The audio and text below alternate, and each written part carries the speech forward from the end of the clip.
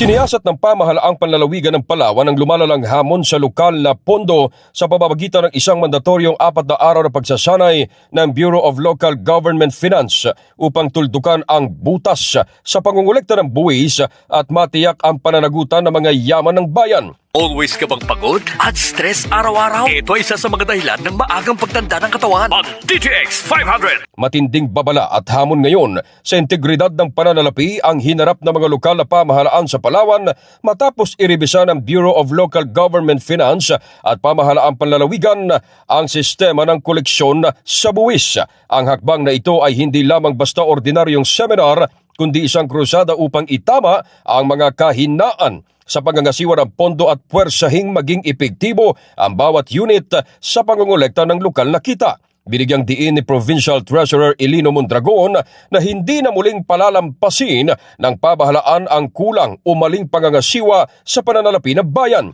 Sentro na naging diskusyon ang financial accountability at transparency. Isang malinaw na hudyat na mahigpit ng babantayan ang bawat sentimo na pumapasok at lumalabas sa mga lokal na pamahalaan. Obligado na ngayon ang mga local government unit at mga lokal na opisyal na magpatupad ng mas mahigpit, tapat at responsableng pamamahala sa yaman ng lalawigan upang matiyak na nararamdaman ng mga mamamayan ang bawat pampublikong serbisyo.